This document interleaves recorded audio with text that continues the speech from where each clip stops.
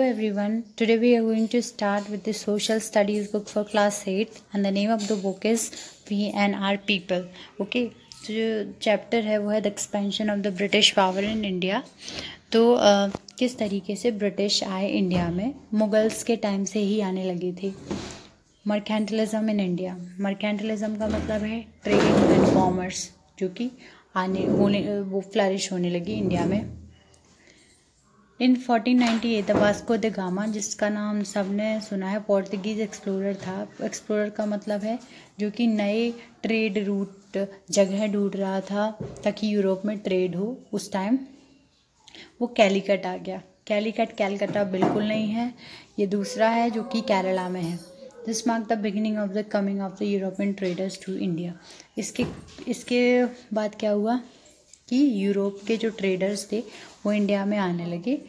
And the legend of the India's immense wealth and the flourishing trade attracted these merchants. तो India की wealth इतनी ज़्यादा थी कि ये जो लोग थे वो इसमें आने लगे। फ्लरिश मतलब बहुत बढ़ने लगी। अट्रैक्टेड दीज मर्चेंट्स, वो इन्हीं की वजह से ये मर्चेंट्स इंडिया में आने लगे थे। Okay, Many wars and the conflicts also broke out as a result of the trade rivalry between the European trading companies. बहुत वॉर्स हुए, लड़ाइयाँ हुई, क्योंकि जो यूरोपियन कंपनीज थी उन्हें अच्छा लग रहा था इंडिया में इतना सारा ट्रेड वगैरह था, इतना सारा मतलब वेल्थ थी। तो बहुत सारे लोग लड़ने लगे कि हम इंडिया में ट्रेड करेंगे, हम इंडिया में ट्रेड करेंगे। इसकी वजह से लड़ाइयाँ होने लगी। यूरोपियन की कंपनीज, यूरोप से जो पावर्स आ रही थी, फ्रेंच थी, पोर्तुगल थी, ईस्ट इंडिया कंपनी थी, etcetera. In this chapter will read about the development of the trading relationship, the nature of the trade and the establishment of the British monopoly of the trade. तो हम क्या क्या पढ़ने वाले हैं, trade का development कैसे हुआ, रिलेशंस कैसे बने। जैसे आज हम ट्रेड कर रहे हैं तो वो पूरी दुनिया में हम ट्रेड कर रहे हैं। ग्लोबलाइजेशन कैसे हुआ, नेचर ऑफ ट्रेड कैसा था, एक कंट्री से दूसरे कंट्री में ट्रेड होता था या एक कंट्री से बहुत सारी कंट्रीज़ में, मतलब बायलिटरल था या मल्टीलेटरल। और ब्रिटिश ने अपना राज्य कैसे, मतलब अपनी ही कैसे चला ली, एक तरीके का खुद का डोमिनेट रूल जो खुद ही हैंडल करेगा, वो कैसे किया। Okay, English East India company जो थी 1598 में, कुछ इंग्लिश मतलब इंग्लैंड के जो व्यापारी लोग थे उन्होंने सोचा कि प्राइवेट कंपनी बनाई जाए, कॉरपोरेशन बनाई जाए, जिसका केवल एक ही वो रहे, एम रहे कि ट्रेड करना है ईस्ट कंट्रीज से। इंडिया एक ईस्ट कंट्री है और ये अमेरिका वगैरह वेस्टर्न कंट्रीज़ हैं। This marks the origin of the East India company. इसी के कारण ये जो कॉरपोरेशन था, ये जब एकजुट हुए तो ईस्ट इंडिया कंपनी का फॉर्मेशन हुआ, English East India company, which received royal charter from queen Elizabeth in 1600। Okay, royal charter का मतलब उन्हें एक तरीके का वो मिल गया, लाइसेंस, कि आप यहाँ पे ट्रेड करोगे। क्वीन एलिजाबेथ जो कि इंग्लैंड की महारानी थी उस टाइम पे, फर्स्ट उन्होंने दे दिया। The charter gave the East India company a monopoly of trade for a period of 15 years. तो चार्टर में लिखा हुआ था कि 15 साल तक आप ट्रेड कर सकते हो। मोनोपोली मतलब आपकी ही चलेगी, एक मोनोपोली, किसी भी चीज़ पे एक चीज़ का अधिकार होना। The first voyage was commission in 1601। Voyage का मतलब यात्रा शुरू की, कमीशन मतलब शुरू करना, इन 1601 में शुरू हुई। ओके, तो ये ईस्ट इंडिया कंपनी का लोगो ऊपर बना हुआ है। To secure permission to build trading ports in Surat and other area, sir Thomas Roy was sent to the court of Jahangir. तो जहांगीर उस टाइम का राजा था, तो इन्होंने सोचा कि परमिशन ले लें जहांगीर से। तो थॉमस रॉय जहांगीर के पास गया, उसने बोला कि आप हमें सूरत में एक ट्रेडिंग पोर्ट बनाने दीजिए जहाँ से हम ट्रेड कर सकें। Okay, the Mughal emperor issue a farman and soon in 1615 the East India Company establish first factory in Surat जो कि गुजरात में है। तो फरमान एक जारी किया जहांगीर ने 1615 में, और ईस्ट इंडिया कंपनी ने अपनी जल्दी से एक फैक्ट्री खोल ली, ट्रेड बना लिया सूरत में। ओके, तो ये फर्स्ट टाइम हुआ था। The other trading ports soon came up in Masulipatnam, Agra, Ahmedabad, Madras, Patna and Balasore. तो ये कुछ पोर्ट्स फिर बाद में बनने लगे। In 1662 King Charles second gave the island of Bombay to East India Company. कल जो चार्ल्स सेकंड था, जो क्वीन एलिजाबेथ के मरने के बाद आया था थ्रोन पे, उसने क्या किया कि जो बॉम्बे था वो ईस्ट इंडिया कंपनी को दे दिया। He had receive the island of as dowry when he married a Portuguese princess. तो जब तो किंग चार्ल्स को कैसे मिला था ये बॉम्बे का आइलैंड, आप डाउरी सिस्टम सुना होगा। डाउरी सिस्टम का मतलब होता है कि ये जो डाउरी सिस्टम, जो दहेज प्रथा है, तो उसको जब पोर्तुगीज प्रिंसेस से उसने शादी की थी तो उसे ये उसमें मिला था डाउरी में। The East India Company established the city of Calcutta by unifying 3 villages that had acquired. तो जो अभी हम कैलकाटा देखते हैं कोलकाता, वो कोलकाता वैसा नहीं था, ये 3 विलेजेस से बना हुआ था। At each of this places the company establish a factory under the command of a master merchant. तो इन तीनों जगहों पर एक ये जो थी कंपनी ने अपनी अपनी फैक्ट्री बनाना शुरू कर दिया, और हर एक फैक्ट्री में एक ओनर था, मर्चेंट था। Bombay, Calcutta and Madras were soon fortified. तो बॉम्बे और कैलकाता, मद्रास तीनों को एक 45 का मतलब एक दीवार बना दी गई, एक तरीके का सिक्योरिटी रखी गई। Inside these the merchant slips, इनके अंदर मर्चेंट व्यापारी रहते थे। They did not mingle with the local except for business. Mingle मतलब बातचीत नहीं करते थे लोकल लोगों से, ना ही कोई रिश्ते बनाते थे, बस केवल बिजनेस करते थे वो लोग। Okay. French East India Company. The French East India company traded in India with the establishment of the French East India company. तो जो फ्रेंच ट्रेडर्स थे वो इंडिया में कैसे आए, जब French East India company India में बन गई 1664 में। तो ईस्ट इंडिया कंपनी पहले आई और फ्रेंच ईस्ट इंडिया कंपनी के बाद आई। ठीक है, तो ये दोनों थे तो एक ही जगह से, यूरोप से, लेकिन अलग अलग कंट्रीज से। यूरोप में जैसे हमारा एशियन कॉन्टिनेंट है, महाद्वीप है, उसमें भी बहुत सारी कंट्रीज है, जैसे इंडिया है, चाइना है, रशिया है, पाकिस्तान है, अफगानिस्तान है। तो ये इसी तरीके से यहाँ भी थी। This company was under strict government control as it was largely dependent on government finance. ये जो कंपनी आई थी वो गवर्नमेंट के कंट्रोल में थी, सब चीज़ें गवर्नमेंट के हिसाब से होती थी, कोई मोनोपोली नहीं थी इसकी, और इसीलिए इसको बहुत कंट्रोल में रहना पड़ता था, क्योंकि गवर्नमेंट ही इनका खर्चा चलाते थे, फाइनेंस देखते थे इसका। The French East India Company established major factory at the Chandernagore and Pondicherry. तो फ्रेंच ईस्ट इंडिया की जो कॉलोनीज थी वो कौन कौन सी थी, चंद्रनागौर और पौंडुचेरी, गोवा में है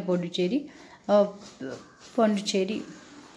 places on the eastern and the western coast of India, Karaikal and Yanam. और जो वेस्टर्न कोस्ट पे था, यामन और कराईकोल में भी बनाए इन्होंने। ठीक है।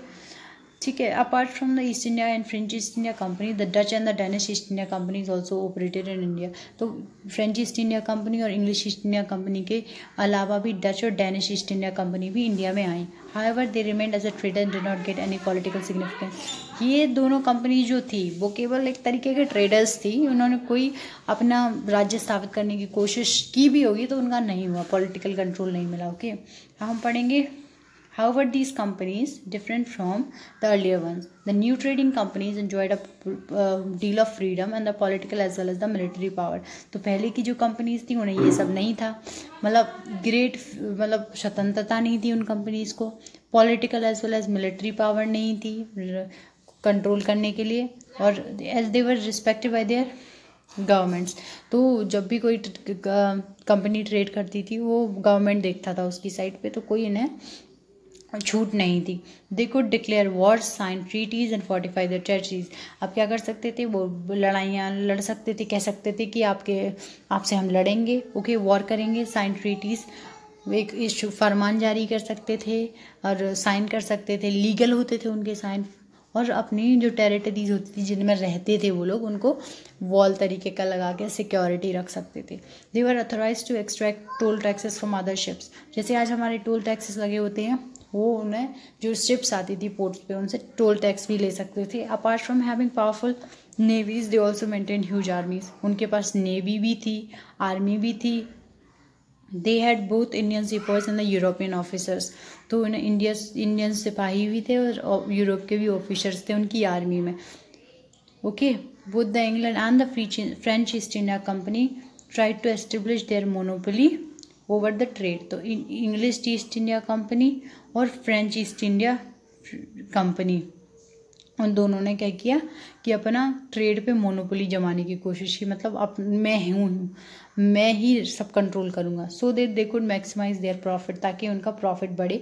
The rivalry led to many trade wars between the two companies. और उनके बारे में अब लड़ाइयाँ होने लगी, वो लड़ने लगे कि नहीं हम यहाँ पे रूल करेंगे, तो दोनों में लड़ाइयाँ होने लगी। This conflict they use local Indian against each other. उस कॉन्फ्लिक्ट में क्या होता था, जो फ्रेंच की साइड पे लोकल इंडियंस होते थे वो उनके साइड से लड़ते थे, तो इंडिया में भी कॉन्फ्लिक्ट चलने लगा। दो कंपनीज तो ऑलरेडी लड़ रही थी कि कौन इंडिया में आएगा और रूल जमाएगा।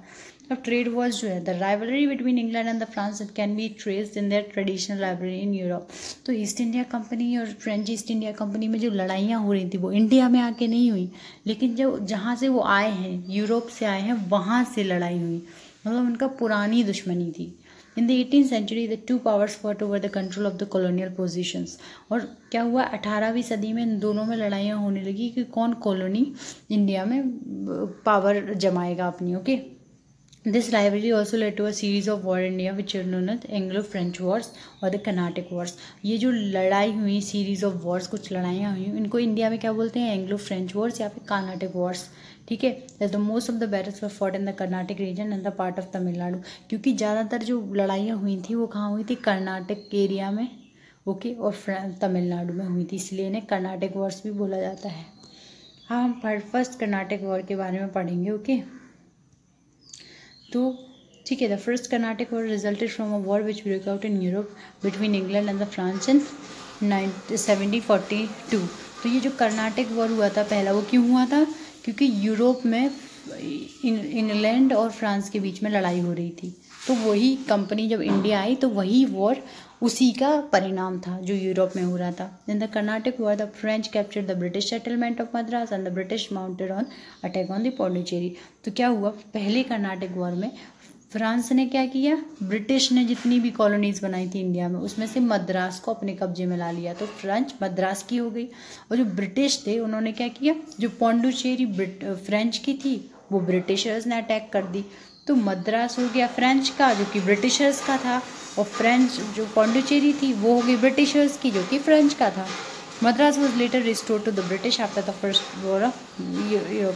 जब यूरोप में फ्रांस और इसमें लड़ाइयाँ बंद हुई इंग्लैंड में, तो मद्रास जो कि ब्रिटिशर्स का था उन्होंने वापस ले लिया अपना। ठीक है, the French in India were led by the governor general of Pondicherry. जो फ्रेंच था, फ्रेंच जो थी वो किससे, कौन चलाता था, जो गवर्नर जनरल था पौंडीचेरी का, क्योंकि पौंडीचेरी फ्रेंच की थी। Duplex he had adopted an aggressive role in the local politics of the Carnatic and tried to oust the British company by using the local rulers। और जो लोकल रूलर्स थे उनकी मदद से उन्होंने क्या किया कि जो ईस्ट इंडिया कंपनी थी, French English East India Company, इसको बाहर या फिर भगाने की कोशिश की। Okay, the second Carnatic war. Second Carnatic war क्यों हुआ था, second Carnatic war resulted from war of succession which break out in Hyderabad and the Karnataka. तो ये वॉर ऑफ सक्सेशन का मतलब क्या है कि कौन तख्त पर बैठेगा, अब कौन ये गद्दी संभालेगा। ठीक है, तो कहाँ कहाँ हुआ था, हैदराबाद और कर्नाटक में हुआ था। Hyderabad the English East India Company supported Nasir Jung. Hyderabad में क्या किया था, नासिर जंग को किसने सपोर्ट किया था, इंग्लिश ईस्ट इंडिया कंपनी ने, और फ्रेंच ईस्ट इंडिया कंपनी ने मुजफ्फर जंग को सपोर्ट किया था। और कर्नाटक में क्या हुआ था, तो फ्रेंच ने क्या किया, चंदा साहिब को सपोर्ट किया था, और इंग्लिश ईस्ट इंडिया कंपनी ने मोहम्मद अली को। तो दोनों जगह पे दो अलग रूलर्स थे, उन्हें सपोर्ट किया। French succeeded at with the Chanda Sahib becoming the nawab of the Carnatic. और क्या हुआ था कि चंदा साहिब जो कि फ्रेंच के द्वारा सपोर्ट किया जाता कर्नाटक में, वो नवाब बन गया कर्नाटक का। और जो मुजफ्फर जंग था जो कि फ्रेंच ने सपोर्ट किया था, वो हैदराबाद में निज़ाम बन गया। तो दोनों की फ्रेंच की जीत हुई। ठीक है, हैदराबाद में भी हो, कर्नाटक में भी। Then this was resolve when the British came under the leadership of Robert Clive. अब ये बदल गया, मतलब दोनों फ्रेंच ने दोनों जगह रूल बना लिया था। तो जब रॉबर्ट क्लाइव आया, एक तरीके का लीडर था ब्रिटिश की तरफ से, बहुत माइंडेड रूलर था। Soon Chanda Sahib was executed and place Mohammed Ali. तो मोहम्मद अली जो कि ईस्ट इंडिया कंपनी ने सपोर्ट किया था, इंग्लिश ईस्ट इंडिया कंपनी ने, तो चंदा साहिब को हटा दिया गया और मुगल मोहम्मद अली आ गया। Moreover Dupleix was recalled and Comte Lally was sent as the new governor. तो पौंडीचेरी में जो कि डुप्लेक्स था गवर्नर था बंगाल, कहाँ पौंडीचेरी का वो हटा दिया गया और काउंटे द लैली वहाँ का बना दिया गया। However, the French still retained their position as the protectors of the Rajab of Hyderabad. लेकिन फ्रेंच जो थे, जो उनका शासक जीता हुआ था, तो उन्होंने अभी भी प्रोटेक्टर ऑफ द निज़ाम, उन्होंने अभी भी हार नहीं मानी और जो हैदराबाद में निज़ाम था उसका सपोर्ट किया। ठीक है, थर्ड कर्नाटक वॉर क्या हुआ, the India the effect of the 7 years Wars in Europe could be seen in the third Karnataka war.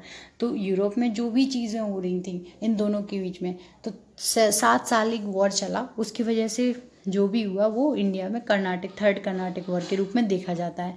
In this war the conflict spread beyond the Carnatic to Bengal. तो कर्नाटक से बंगाल तक ये कॉन्फ्लिक्ट जो था फैल गया। In 1757 Chandernagore fell into the hands of the British forces by the Clive. तो Robert Clive आ चुका था, तो बहुत ही शातिर चालक रूलर था, इसीलिए जो चंद्रनागौन था जो कि फ्रेंच का था वो किसके अंडर चला गया, ब्रिटिश के। Facing financial scarcity the French East India Company suffered another defeat in the battle of Wandiwash in 1760। अब देखो इनके पास जो थी, फ्रेंच के पास ज़्यादा इकोनॉमी नहीं थी, ज़्यादा सब वो नहीं थे, सक्सेसफुल नहीं थे, इसीलिए इन्होंने फिर एक बैटल में हार दिया जो कि बांदीवाश था, वो उसमें भी हार गए। Within a year the French also lost Pondicherry भी खो दी उन्होंने। In 1763 the treaty of Paris वो sign and the mark the end of the war.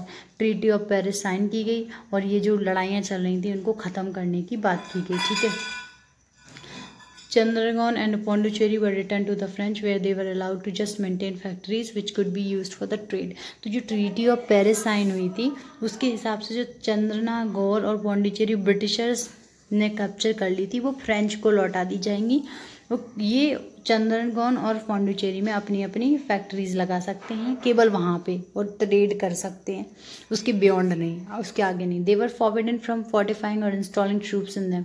और उन्होंने मना किया था कि फोर्टिफाई नहीं कर सकते आप, सिक्योरिटी नहीं रख सकते और अपने जगह के चारों तरफ वॉल्स नहीं बना सकते और ट्रूप्स जो थे मिलिट्री ट्रूप्स प्रोटेक्शन के लिए नहीं रख सकते। After this treaty the French accepted the supremacy of the British.